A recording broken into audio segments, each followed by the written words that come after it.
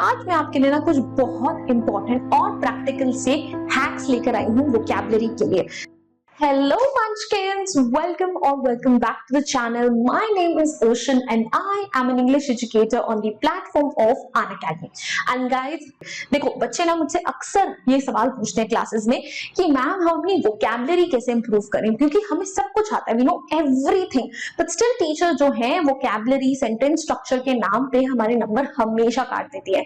तो अगर आपकी भी यही प्रॉब्लम है तो I think this is going to be the perfect solution for you, because today I am going to present 3 such easy and practical hacks for you, जिसके लिए आपको बहुत सारे डिफिकल्ट वर्ड्स रटने की जरूरत भी नहीं पड़ेगी और साथ ही साथ धीरे धीरे आपकी वोकैबुलरी भी इंप्रूव हो जाएगी और आपको एग्जाम में वो फुल मार्क्स भी देखने को मिलेंगे।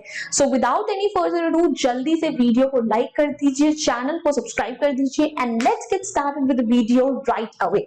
नाउ भाई, tip number 1, use better connecting words and phrases instead of difficult words. Now this is the most common tip that I always give my students. जो बच्चे मुझे हमेशा बोलते हैं कि मैम हमें ना फैंसी वर्ड्स नहीं आते, इसी वजह से हमारे नंबर कट जाते हैं। मैं उनको हमेशा बोलती हूँ, देखो you don't really need to remember Shashi Tharoor type vocabulary ताकि आपके टीचर आपको अच्छे नंबर दे।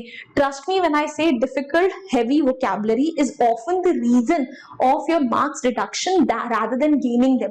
कि अच्छे जो हेवी शब्द यूज करते हैं ना, उसके मीनिंग नहीं पता, कॉन्टेक्स्ट नहीं पता, गलत जगह पे यूज करते हो, नंबर कट जाते हैं। तो उसकी जगह क्या करो, देखो आप अच्छी कनेक्टिंग वर्ड्स का इस्तेमाल करो। कैसे? अब देखो हर सेंटेंस में जो है बट, बिकॉज, इन सब चीजों का यूज जरूर होता है, राइट? तो आप हर बार बिकॉज हर बार बट लगाते रहोगे तो टीचर को तो वही लगेगा कि ये बच्चा क्लास 11 12 में आ गया, इसने सीखा क्या है। So instead of but you can go for however, in contrast to, nevertheless, nonetheless, ठीक है? बिकॉज की जगह आप कर सकते हो on account of, in light of, right, given that। इस तरीके के अगर आप फ्रेजेस यूज करोगे तो ये ज्यादा अच्छे लगते हैं, राइट?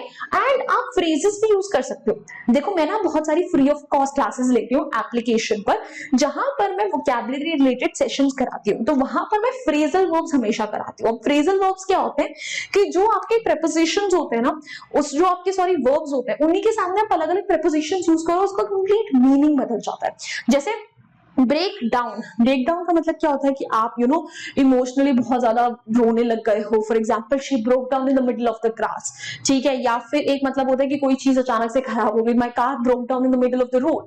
तो सिमिलरली आप ऐसे अलग अलग फ्रेजल वर्ब्स भी यूज कर सकते हो जिसमें आपको बेसिकली जो है बहुत डिफिकल्ट नए शब्द इस्तेमाल करने की जरूरत ही नहीं पड़ेगी। और अगर नहीं पता फ्रेजल वर्ब्स कहाँ से सीखें, कनेक्टिंग वर्ड्स कहाँ से सीखें, वोकैबुलरी की प्रैक्टिस कहाँ से करें, कुछ मत करो, सिर्फ मुझे मैम की क्लासेस में आ जाओ, वहां पे सारी चीजें मैं कराती हूँ। फ्री ऑफ कॉस्ट क्लासेस होती हैं एप्लीकेशन पे, सब कुछ पता चल जाएगा।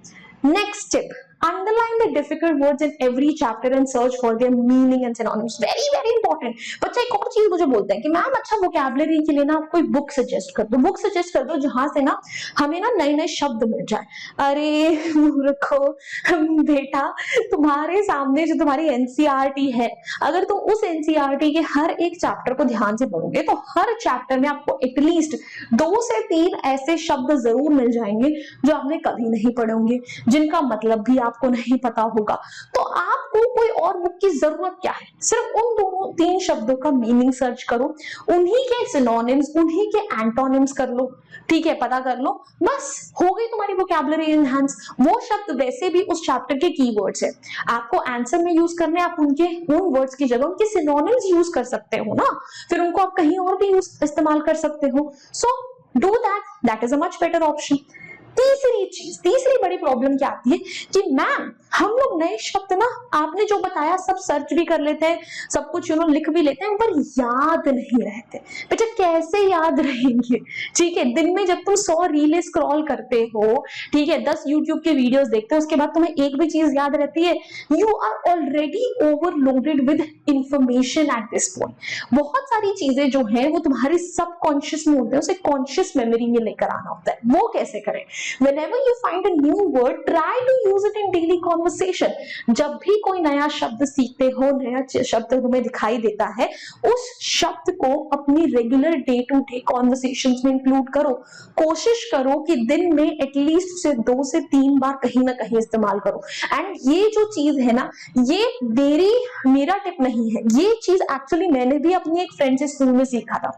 She was very very fond of English and fancy words. So whenever she came across new words, she used to make sure कि वो हर कॉन्वर्सेशन में उस वर्ड को किसी तरीके से लाने की कोशिश करें. एंड उस टाइम में हम उसका बड़ा मजाक उड़ाते थे कि यार कितनी बड़ी शो ऑफ है. But now we actually realise that she was so smart. जहां पर हम लोग बेसिकली जो बेवकूफियां कर रहे थे, वो बहुत ही प्रैक्टिकल तरीके से अपनी वोकैबुलरी को इनहैंस करने की कोशिश कर रही थी. एंड अब वही देखो टिप मैं आज आप लोगों को भी दे रही हूँ. सो प्लीज इसका इस्तेमाल करो, धीरे धीरे देखना खुद तुम्हारी वोकैबुलरी इनहैंस हो जाएगी. एंड या दैट्स ऑल भाई.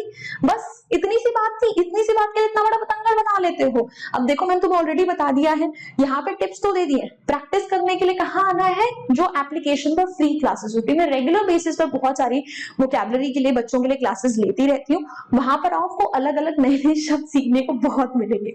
एंड या that's all for this class. I really hope you guys enjoyed this video, found it helpful. If you did, then go ahead, hit the like button, share it with your friends, and do not forget to subscribe to our channel. I'll see you guys next time. Until then, bye bye, hasta la vista. फिर मिलेंगे पढ़ते पढ़ते. Bye guys. Unacademy. Let's crack it.